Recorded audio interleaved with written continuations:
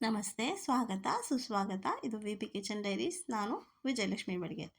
ಬನ್ನಿ ನೋಡಿ ನಮ್ಮೂರ ಅಮೃತೇಶ್ವರ ದೇವಸ್ಥಾನದ ಒಳಗಡೆ ಬರಬೇಕಾದ್ರೆ ನಾವಿಲ್ಲಿ ಫಸ್ಟು ಒಳಗಡೆ ಬರ್ತಿದ್ದಂಗೆ ಒಂದು ಅಡ್ಡ ಕಲ್ಲು ಹಾಕಿದ್ದಾರೆ. ಅಂದರೆ ದೇವಸ್ಥಾನದ ಒಳಗಡೆ ಬರಬೇಕಾದ್ರೆ ಎಂಥವ್ರೆ ನಾನು ದೊಡ್ಡ ವ್ಯಕ್ತಿ ಅಂತ ಹೇಳಿಸ್ಕೊಳ್ಳೋಂಥವ್ರು ಕೂಡ ಈ ಕಂಬದ ಕೆಳಗಡೆಯಿಂದ ಬಗ್ಗಿನೇ ಬರಬೇಕು, ತಲೆ ಎತ್ತಿ ಬರೋ ಹಾಗಿಲ್ಲ, ಬಗ್ಗಿನೇ ಬರಬೇಕು. ಹಾಗಾಗಿ ದೇವಸ್ಥಾನದ ಒಳಗಡೆ ಬರಬೇಕಾದ್ರೆ ಬಗ್ಗಿ ಬರಲಿ ಅಂತಾನೆ ಅಡ್ಡ ಒಂದು ಕಲ್ಲು ನೋಡಿ, ಇಲ್ಲಿಂದ ಕಾಣಿಸುತ್ತೆ ಅಡ್ಡ ಈ ಥರ ಒಂದು ಕಲ್ಲು ಹಾಕಿದ್ದಾರೆ. ಆಮೇಲೆ ಇದು ದೇವಸ್ಥಾನ ಒಳಗಡೆ ಹೋಗೋದಕ್ಕೆ ದಾರಿ ಬರುತ್ತೆ. ಇಲ್ಲಿ ಒಂದು ನಾಗರಕಲ್ಲು ಮತ್ತು ಉಸಿಲ್ಗಲ್ಲು ಅಂತ ಹೇಳ್ತಾರೆ. ಒಂದು ಈ ಕಂಬನ, ಈ ಕಂಬಕ್ಕೆ ಬೆನ್ನು ಸೊಂಟ ನೋವಿದ್ರೆ ತಿಕ್ಕಿದ್ರೆ ಕಮ್ಮಿ ಆಗುತ್ತೆ ಅಂತ. ಇದು ಶಿಲಾಶಾಸನ ಅಂತ ಹೇಳ್ತಾರಲ್ಲ ಅದು. ಮತ್ತೆ ಇದೆಲ್ಲ ಅಮ್ಮ ಎಷ್ಟು ವರ್ಷದಿಂದ ಬರಾಕತ್ತೀರಿ ನೀವು? ಇದವ್ರೇನ್ರಿ? ಲಕ್ಷ್ಮಿ ಕಟ್ಟೆ ಅಂತ. ಎಷ್ಟು ವರ್ಷದಿಂದ ಬರಾಕತ್ತೀರಿ? ಈ ಲಕ್ಷ್ಮಿ ಕಟ್ಟೆನೂ ಅಷ್ಟೇ. ಇದು ಒಟ್ಟು ದೇವಸ್ಥಾನ 11ನೇ ಶತಮಾನದ್ದು, 1000 ವರ್ಷದ ಇತಿಹಾಸ ಇದೆ ದೇವಸ್ಥಾನಕ್ಕೆ. ಅದು 100-200 ವರ್ಷದ ದೇವಸ್ಥಾನ ಅಲ್ಲ, 1000 ವರ್ಷಕ್ಕಿಂತ ಜಾಸ್ತಿ ಹಿಂದಿನ ದೇವಸ್ಥಾನ ಇದು. ಈ ಲಕ್ಷ್ಮಿ ಕಟ್ಟೆಗೂ ಅವಾಗಿಂದೇ ಇರ್ಬೋದು, ನನಗಂತೂ ಗೊತ್ತಿಲ್ಲ. ಅಮೃತೇಶ್ವರ ದೇವಸ್ಥಾನದಲ್ಲಿ ಆ ವರಾಂಡದಲ್ಲಿ ಈ ಲಕ್ಷ್ಮಿ ಕಟ್ಟೆ ಇದೆ. ಆಮೇಲೆ ಇದು ದೇವಸ್ಥಾನದ ಹೊರನೋಟ. ಇದು ಹೊರಗಡೆ ಎಲ್ಲ ಹೇಗೆ ಕಾಣಿಸುತ್ತೆ ಅಂತ ತೋರಿಸ್ತಾ ಇರೋದು ಹೊರಗಡೆಯಿಂದ. ಆಮೇಲೆ ನಾನು ಒಳಗಡೆ ತೋರಿಸ್ತಾ ಬರ್ತೀನಿ. ದೇವಸ್ಥಾನದ ಸುತ್ತು ಕಡೆ ಕಲ್ಲಿನಿಂದನೇ ಗಟ್ಟಿಯಾಗಿ ಕಾಂಪೌಂಡ್ ಕಟ್ಟಿದ್ದಾರೆ. ಇವಾಗ ಥರ ಸಿಮೆಂಟ್ ಕಾಂಪೌಂಡ್ ಅಲ್ಲ, ಕಲ್ಲಿನಿಂದನೇ ಕಟ್ಟಿರೋಂಥ ಕಾಂಪೌಂಡ್ ಅದು. ಅದನ್ನು ಡಿಸೈನ್ ಮಾಡಿ ಕಟ್ಟಿದ್ದಾರೆ. ಇದು ದೇವಸ್ಥಾನದ ಹೊರಗೋಡೆ. ಇದು ಎಲ್ಲ ದೇವಸ್ಥಾನದ ಕಡೆಯಿಂದ ತುಂಬ ಚೆನ್ನಾಗಿ ನೀಟಾಗಿ ದೇವಸ್ಥಾನನ ಆಚೆಯಿಂದ ಒಂದೊಂದು ಕಲ್ಲು, ಒಂದೊಂದು ಕಂಬ, ಕೆತ್ತನೆ ಎಲ್ಲ ಮಾಡಿದ್ದಾರೆ. ಇಲ್ಲಿ ಒಂದು ನಂದಿ ಇದೆ, ಅದಕ್ಕೆ ಮುಖ ಇಲ್ಲ. ನಾನು ನೋಡ್ದಂಗೆ, ನಾವು ಚಿಕ್ಕವರಿದ್ದಾಗಿಂದನೂ ನೋಡ್ತಾ ಇದ್ವಿ, ಈ ನಂದೀಶನಿಗೆ ಆ ಮುಖ ಇಲ್ಲ, ಅಷ್ಟೇ ಇದ್ದಿದ್ದು. ಮತ್ತು ಇದು ಹೊರಗಡೆಯಿಂದ, ಇಲ್ಲಿಂದ ಈ ಬಾಗಿಲಿಂದ ನೋಡಿದರೆ ಅಮೃತೇಶ್ವರ ಕಾಣಿಸ್ತಾನೆ, ಹಿಂಗೆ ಸೀದಾ ಬರುತ್ತೆ ಅದು. ಆ ಒಳಗಡೆ ಹೋದಾಗ ನಾನು ನಿಮಗೆ ತೋರಿಸ್ತೀನಿ.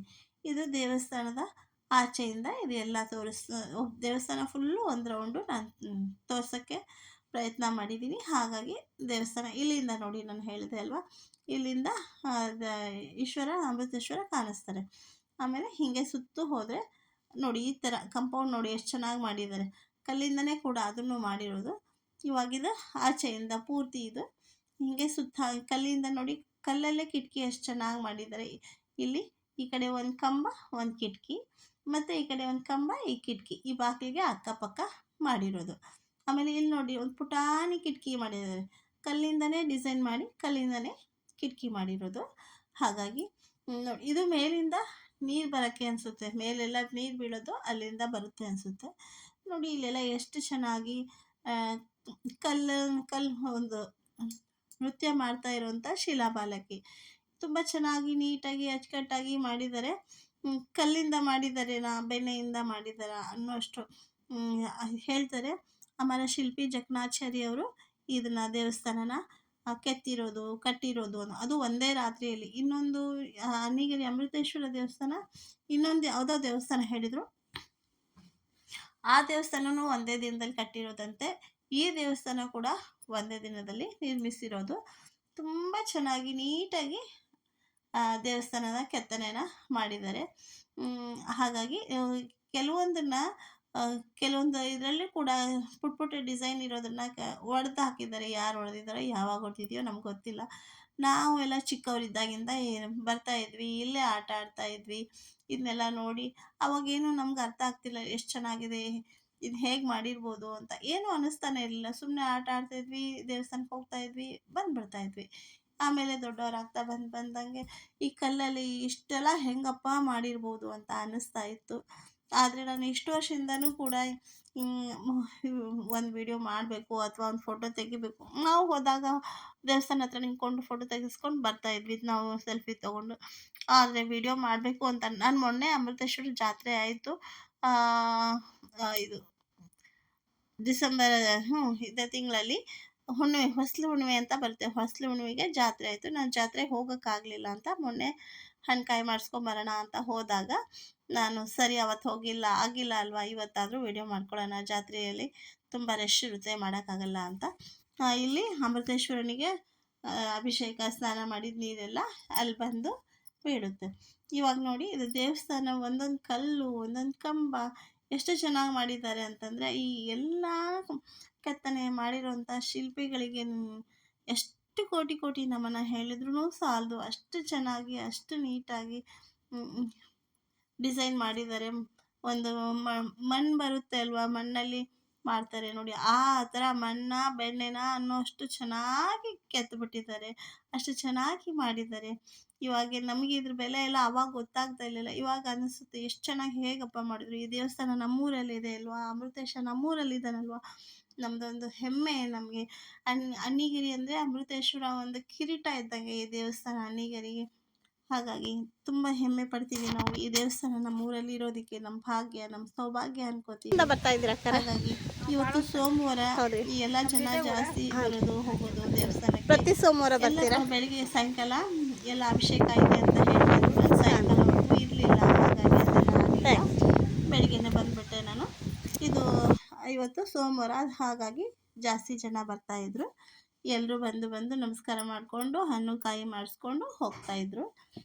ಹೇಳ್ತಾರೆ ನೋಡಿ, ಕೇಳಿಸದೆ ಕಲ್ಲು ಕಲ್ಲಿನಲ್ಲಿ ಕನ್ನಡ ನುಡಿ ಅಂತ, ಹಂಪೆಯ ತವರು ಮೆರೆದಿದೆ, ಪ್ರೀತಿಸುವ ಹೃದಯ ಕರೆದಿದೆ ಅಂತ. ಹಾಗೆ ನಮ್ಮ ಅಮೃತೇಶ್ವರ ದೇವಸ್ಥಾನ ಎಲ್ರಿಗೂ ಕೈ ಬೀಸಿ ಕರೆಯುತ್ತೆ. ಇದು ಗದಗ ಮತ್ತು ನವಲಗುಂದದ ಮಧ್ಯೆ ಇರೋದು ಅಣ್ಣಿಗೇರಿ ಅಮೃತೇಶ್ವರ ದೇವಸ್ಥಾನ. ಬನ್ನಿ ಎಲ್ಲರೂ ಒಂದ್ಸತಿ ನಮ್ಮೂರಿಗೆ ಬಂದು ಅಮೃತೇಶ್ವರ ದೇವಸ್ಥಾನನ ನೋಡಿ, ಅಮೃತೇಶ್ವರನಿಗೆ ಕೈ ಮುಗಿದು ಅಮೃತೇಶ್ವರನ ಆಶೀರ್ವಾದ ತಗೊಳ್ಳಿ. ಇಲ್ಲಿ ಕಲಾವೈಭವವನ್ನು ಕಣ್ತುಂಬ್ಕೊಳ್ಳಿ ಅಂತ ಹೇಳಕ್ಕೆ ಇಷ್ಟಪಡ್ತೀನಿ. ಮತ್ತು ಈ ದೇವಸ್ಥಾನ ಎಷ್ಟು ಹೇಳಿದೆ ಅಲ್ವಾ, 1,000 ವರ್ಷದ ಹಿಂದೆ ಕಟ್ಟಿರೋದು. ಆಮೇಲೆ ಇಲ್ಲಿ ಒಳಗಡೆ ಒಂದು ಸುರಂಗ ಮಾರ್ಗ ಇದೆ. ಅವರು ಅಜ್ಜಾರು ಒಬ್ಬರೇ ಹೇಳಿದ್ರು, ಇದು ಅದ್ರ ಮಾಹಿತಿ ಹೇಳಿದ್ದಾರೆ. ಮಕ್ಕಳೆಲ್ಲ ಜಾಸ್ತಿ ಇರೋದ್ರಿಂದ ನೋಡಿ, ಇಲ್ಲಿ ಇದು ಒಂದು ದೇವಸ್ಥಾನ ಮೂರ್ತಿ ಅದೆಲ್ಲ ಒಡೆದೋಗಿದೆ. ಅದು ಯಾಕೆ ಹೊಡೆದಿದೆಯೋ, ಯಾರು ಹೊಡೆದಿದ್ದಾರೋ ನಮ್ಗೆ ಅದೆಲ್ಲ ಗೊತ್ತಿಲ್ಲ. ನಾವು ನೋಡ್ದಂಗೆ ಅಷ್ಟೇ ಇತ್ತು. ದೇವಸ್ಥಾನದ ಎಲ್ಲ ಮಾಹಿತಿ ಕೊಡೋಕ್ಕೆ ಒಬ್ಬರು ಗೈಡ್ ಇರ್ತಾಯಿದ್ರು. ನಾನು ಸ್ವಲ್ಪ ಬೆಳಿಗ್ಗೆ ಬೇಗ ಹೋಗಿರೋದ್ರಿಂದ ಅವ್ರು ಬಂದಿರಲಿಲ್ಲ ಅನಿಸುತ್ತೆ. ಹಾಗಾಗಿ ನನಗೆ ಅದ್ರ ಬಗ್ಗೆ ಅವರು ಹೆಚ್ಚಿನ ಮಾಹಿತಿ ಸಿಕ್ಕಿಲ್ಲ. ನಮಗೆ ಎಷ್ಟು ಗೊತ್ತೋ ಅಷ್ಟೇ ನಾನು ಹೇಳೋಕ್ಕೆ ಇಷ್ಟಪಡ್ತೀನಿ. ಇನ್ನೊಬ್ಬರು ಅಜ್ಜಾರು ಸಿಕ್ಕಿದ್ರು ನನಗೆ. ಅವ್ರು ಹೇಳಿದರು, ಕಲ್ಯಾಣ ಚಾಲುಕ್ಯರು ಕಟ್ಟಿಸಿರೋದು, 1,000 ವರ್ಷದ ಹಿಂದಿನ ದೇವಸ್ಥಾನ. ಇಲ್ಲಿ ವರ್ಷಕ್ಕೊಂದ್ಸತಿ ಜಾತ್ರೆ ಆಗುತ್ತೆ ಹೊಸ್ಲುನಿಗೆ ಅಂತ ಎಲ್ಲ ಹೇಳಿದ್ದಾರೆ. ಆದರೆ ಮಕ್ಕಳು ಬಂದಿದ್ದರಿಂದ ಸ್ವಲ್ಪ ಅವ್ರ ಸೌಂಡು ಕೇಳಿಸಿಲ್ಲ ಸರಿಯಾಗಿ. ಅದು ಆಡಿಯೋ ಕೂಡ ಇದೆ, ಆದರೆ ನೀಟಾಗಿ ಕೇಳಿಸ್ತಾ ಇಲ್ಲ. ಹಾಗಾಗಿ ಜಾತ್ರೆ ದಿನ, ಆಮೇಲೆ ಶ್ರಾವಣ ಮಾಸದಲ್ಲಿ ಪ್ರತಿ ಸೋಮವಾರನೂ ಬುತ್ತಿ ಪೂಜೆ ಅಂತ ಕಟ್ಟಿಸ್ತಾರೆ. ಅಂದರೆ ಮೊಸರನ್ನದಲ್ಲಿ ಈಶ್ವರನ ಮಾಡಿ ಯಾರ್ಯಾರು ಬೇಕೋ ಅವ್ರು ಹೋಗಿ ಬುತ್ತಿ ಪೂಜೆನ ಕಟ್ಟಿಸ್ತಾರೆ. ನೋಡಿ ದೇವಸ್ಥಾನನ ಈ ಥರ ಎಲ್ಲ ಕಂಬ, ಶಿಲ್ಪಕಲೆ, ಗೊಂಬೆ ಎಷ್ಟೆಲ್ಲ ಮಾಡಿದ್ದಾರೆ ಅಂತಂದರೆ ಹೇಳ್ದಲ್ಲ, ನೋಡೋಕ್ಕೆ 2 ಕಣ್ಣು ಸಾಕಾಗಲ್ಲ, ಅಷ್ಟು ಚೆನ್ನಾಗಿ ಮಾಡಿದ್ದಾರೆ. ದೇವಸ್ಥಾನದ ಒಳಗಡೆ ಹೋಗಬೇಕು ಅಂದರೆ ಒಂದು ಮಂಟಪ ಇದೆ. ಮಂಟಪದ ಮುಂದೆ ಒಂದು 3 ಮೆಟ್ಲಿದೆ. ಆ 3 ಮೆಟ್ಲು ದಾಟ್ಕೊಂಡು ಈ ಮಂಟಪ ದಾಟ್ಕೊಂಡು ಒಳಗಡೆ ಹೋಗಬೇಕು. ಆವಾಗ ನಮಗೆ ಅಮೃತೇಶ್ವರ ದೇವಸ್ಥಾನ, ಅಮೃತೇಶ್ವರನ ನೋಡೋಕ್ಕೆ ಸಾಧ್ಯ ಆಗುತ್ತೆ. ಎಲ್ಲ ಕಡೆನೂ ಮೇಲೆ ಈ ಥರ ಒಂದು ಮಾಡಿದ್ದಾರೆ. ಮೇಲಿಂದ ನೀರು ಬೀಳೋದೆಲ್ಲ ಇದರಲ್ಲಿ ಕೆಳಗೆ ಬರಬೇಕು ಅಂತ ಅನ್ಕೊತೀನಿ ನಾನು. ಯಾಕೆ ಗೊತ್ತಾ, ನಾವು ಮಳೆಯಲ್ಲೆಲ್ಲ ಅಮೃತೇಶ್ವರ ದೇವಸ್ಥಾನಕ್ಕೆ ಹೋಗಲ್ಲ. ಆಮೇಲೆ ನಮ್ಮ ಮದುವೆ ಆಗಿ 25 ವರ್ಷ ಆಯಿತು. ನಾನು ಹೋಗೋದು ಯಾವಾಗೋ ಒಂದ್ಸತಿ. ಹಾಗಾಗಿ ನನಗೆ ಅದು ಆ ಥರ ಯಾಕೆ ಮಾಡಿದ್ದಾರೆ ಅಂತ ಗೊತ್ತಿಲ್ಲ ನನಗೆ. ಮತ್ತು ನೋಡಿ, ಇವಾಗೆಲ್ಲ ಜನ ಒಬ್ಬೊಬ್ಬರೇ ಹೋಗ್ತಾ ಇದ್ದಾರೆ ದೇವಸ್ಥಾನದ ಒಳಗಡೆ. ಬನ್ನಿ ನಾವು ಕೂಡ ಹೋಗೋಣ, ಅಮೃತೇಶ್ವರ ದೇವಸ್ಥಾನನ ಒಳಗಡೆ ಹೋಗಿ ಅಮೃತೇಶ್ವರನಿಗೆ ಕೈ ಮುಗಿಯೋಣ. ಇಷ್ಟೇ ಇವಾಗ ಒಳಗಡೆ ಎಂಟ್ರೆನ್ಸ್. ಇದು ಒಳಗಡೆ ದೇವಸ್ಥಾನದ ಒಳಗಡೆಗೆ ಹೋಗೋದಕ್ಕೆ ದಾರಿ.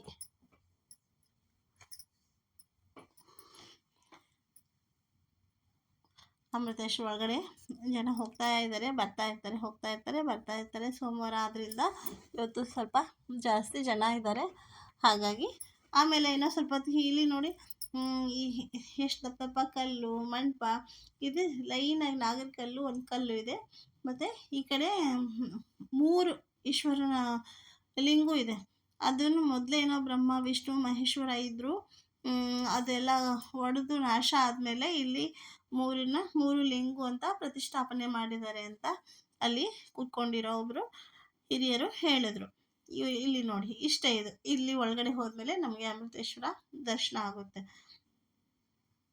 ಇವತ್ತು ಸೋಮವಾರ, ಹಾಗಾಗಿ ನಾನು ಕೂಡ, ಆದರೆ ಮಕ್ಕಳು ಬರ್ತಾರೆ ಪ್ರತಿ ಸೋಮವಾರ ಯಾವುದಾದ್ರೂ ಒಂದು ದೇವಸ್ಥಾನದಿಂದ ಅಂತ ನನಗೆ ಗೊತ್ತಿರಲಿಲ್ಲ. ನಾನು ಕೂಡ ಇವತ್ತೇ ಫಸ್ಟ್ ಟೈಮ್ ನೋಡ್ತಾ ಇರೋದು. ಇಲ್ಲಿ ಕಾಶಮ್ಮ ಅಂದರೆ ಪಾರ್ವತಿ, ಇಲ್ಲಿ ಒಳಗಡೆ ಈಶ್ವರ ಅಮೃತೇಶ್ವರ ಇರೋದು. ಅಮೃತೇಶ್ವರ ಒಳಗಡೆ, ಅಮ್ಮ ಹೊರಗಡೆ ಹಾಕಿದ್ದಾರೆ ಅಂತ ನನಗೆ ಗೊತ್ತಿಲ್ಲ. ನನ್ನ ಅಮೃತೇಶ್ವರ ಸ್ವಾಮಿ ನೋಡ್ಕೊಳ್ಳಿ, ಕಣ್ ತುಂಬಿಸ್ಕೊಳ್ಳಿ ಅಮೃತೇಶ್ವರ ದೇವಸ್ಥಾನನ. ನಾನು ಕೇಳಿದೆ ಅಮೃತೇಶ್ವರ ಅಮ್ಮ ಯಾಕೆ ಆಚೆ ಇದ್ದಾರೆ ಅಂತ ಕೇಳಿದ್ರೆ ಅವ್ರು ನನಗೆ ಗೊತ್ತಿಲ್ಲ ಅಂತ ಹೇಳಿದ್ರು. ಆದರೆ ನಮ್ಮ ತಾಯಿ ಅಜ್ಜಿ ಹೇಳ್ತಾ ಇದ್ರಂತೆ, ತವ್ರ ಮನೆಗೆ ಪಾರ್ವತಿ ತವ್ರ ಮನೆಗೆ ಹೋದಾಗ ಜಲ್ದಿ ಹೇಳಿದ ಟೈಮ್ ಬರಲಿಲ್ಲ ಅಥವಾ ಬೇಗ ಬರಲಿಲ್ಲ ಅಂತ ಆಚೆ ನಿಲ್ಲಿಸಿದ್ದಾರೆ ಅಂತ.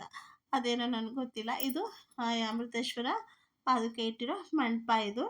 ಇಲ್ಲೂ ಕೂಡ ಎಲ್ಲರೂ ಕೈ ಮುಗಿತಾರೆ. ಆಮೇಲೆ ಇಲ್ಲಿ ಅದರ ಅಪೋಸಿಟ್ ಅಮೃತೇಶ್ವರನ ಎದುರುಗಡೆನೆ ನಂದಿ ದೇವಸ್ಥಾನ ಇದೆ, ನಂದಿ ಮಂಟಪ. ಅಲ್ಲಿ ಅಮೃತೇಶ್ವರ ಈಶ್ವರನ ಎದುರುಗಡೆನೆ ಬಸವಣ್ಣ ಇರಬೇಕಲ್ವ, ಹಾಗೆ ನೋಡಿ. ಇವಾಗ ಇದು ಯಾವುದೋ ಸ್ಕೂಲ್ ಮಕ್ಕಳು ಬಂದರು, ಬಂದೆಲ್ಲ ಲೈನಾಗಿ ಕುತ್ಕೊಂಡು ಒಂದು ಶ್ಲೋಕ ಏನೋ ಹೇಳಿ ಆಮೇಲೆ ಮತ್ತೆ ಲೈನಾಗೆ ಹೋಗ್ತಾರೆ. ಇದು ನಂದೀಶ್ವರನ ಒಳಗಡೆಯಿಂದ ದೇವಸ್ಥಾನ. ಎಲ್ಲನೂ ಅಷ್ಟೇ ಪುಟ್ಟ ಗೊಂಬೆ ನೃತ್ಯ ಮಾಡ್ತಾ ಇರುವಂಥ ಶಿಲಾಬಾಲಿಕೆಯರು. ಅದನ್ನು ದೂರದಿಂದ ನೋಡಿದ್ರೆ ಗೊತ್ತಾಗಲ್ಲ, ಅದು ಏನೋ ಬಳ್ಳಿ ಅನಿಸುತ್ತೆ. ಆದರೆ ಬಳ್ಳಿ ಅಲ್ಲ, ಎಲ್ಲ ಅಷ್ಟೇ ಚಿಕ್ಕದು ಶಿಲಾಬಾಲಿಕೆಯರು. ನೋಡಿ ಹತ್ತಿರದಿಂದ ತೋರಿಸ್ತೀನಿ, ಬೇಕಿದ್ದರೆ ನೋಡಿ. ಇದೆಲ್ಲ ನೃತ್ಯ ಮಾಡ್ತಾ ಇರೋಂಥ ಶಿಲಾಬಾಲಿಕೆಯರು. ಹೂ ಬಳ್ಳಿಗಳು ಗ್ಯಾಪ್ ಇಟ್ಟಿರೋ ಏನೋ ತುಂಬ ಚೆನ್ನಾಗಿ ನೀಟಾಗಿ ಅಚ್ಚುಕಟ್ಟಾಗಿ ಕೆತ್ತಿದ್ದಾರೆ. ಕಂಬ ಆಯಿತು, ಮಂಟಪ ಆಯಿತು, ಮೇಲೆಲ್ಲ ಗಾಳಿ ಬೆಳಕು ಬರೋದಕ್ಕೆ ಎಲ್ಲ ಚೆನ್ನಾಗಿ ಮಾಡಿದ್ದಾರೆ.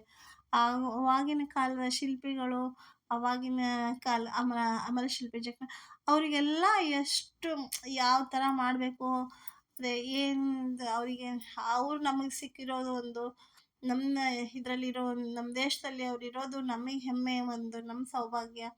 ಅವ್ರು ಈ ಥರ ಎಲ್ಲ ನಮಗೆ ನಮ್ಮ ದೇಶದಲ್ಲಿ ಹಂಪೆ, ಬೇಲೂರು, ಹಳೆಬೀಡು ಈ ಥರ ಎಲ್ಲ ಇರೋದು ನಮ್ಮ ಭಾಗ್ಯ.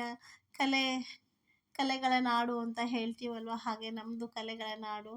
ಈ ಕಲೆಗಳ ನಾಡಲ್ಲಿ ನಾವು ಇರೋದು ನಮ್ಮ ಪುಣ್ಯ, ನಮ್ಮ ಸೌಭಾಗ್ಯ ಅಂತ ಹೇಳ್ತಾ ನೋಡಿ. ಇದು ನಂದೀಶ್ವರ.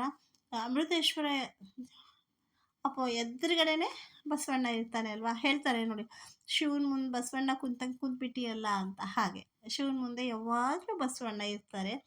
ಹಾಗಾಗಿ ಬಸವಣ್ಣ ಅಮೃತೇಶ್ವರ ಎದುರುಗಡೆ ಇದು ಇಬ್ಬರು ಇದ್ದಾರೆ. ಹಾಗಾಗಿ ನೋಡಿ, ಇವಾಗ ಮತ್ತೆ ನಾವು ಆಚೆ ಹೋಗ್ತಾ ಇದ್ದೀನಿ. ಎಷ್ಟು ಹೇಳಿದ್ರು ಕಮ್ಮಿನೇ, ಎಷ್ಟು ಹೇಳಿದ್ರು ನಾನು ನನ್ನ ಬುದ್ಧಿ ಮಟ್ಟಕ್ಕೆ ಎಷ್ಟು ತೋಚುತ್ತೋ ಅಷ್ಟು. ಅದೇನೋ ಅಂತಾರಲ್ಲ, ಅಷ್ಟೊಂದೆಲ್ಲ ಇರೋದು ನನಗೆ ಎಷ್ಟು ಹೇಳೋಕ್ಕಾಗುತ್ತೆ. ನನ್ನ ಈ ನಮಸ್ತೆ ರೀ. ಇದು ಗುಡಿ ಎಷ್ಟು ವರ್ಷದ ಹಿಂದಾಗೈತ್ರಿ? ಇದು 11ನೇ ಶತಮಾನ ಅಂತ ನೋಡ್ರಿ. ಯಾರು ಕಟ್ಸಿದ್ರಿ? ಕಲ್ಯಾಣ ಚಾಲುಕ್ಯರು, ಬಾದಾಮಿ ಚಾಲುಕ್ಯರು, ಎರಡು ಹಾಕೊಂಡು ಬೇರೆ ಕಟ್ಟ್ಯಾರ. ಆಮೇಲೆ ಈ ಗುಡಿ 11ನೇ ಶತಮಾನದಿಂದ ಭಾಳ ವರ್ಷ ಆಗಿದೆ. 1000 ವರ್ಷದ ಮ್ಯಾಗಿಂದ್ರಿ. 1000 ವರ್ಷದ ಮೇಲಿಂದು ಅಮೃತೇಶ್ವರ ಗುಡಿ ರೀ. ಅಮೃತೇಶ್ವರ, ಕಾಶಮ್ಮ ಅಂತಾರೆ, ಪಾರ್ವತಮ್ಮ ಅಂತಾರೆ. ಅದು ಅಮೃತೇಶ್ವರ ಒಳಗೈತ್ರಿ, ಕಾಶಮ್ಮ ಹೊರಗೈತಲ್ಲ, ಯಾಕ್ರಿ?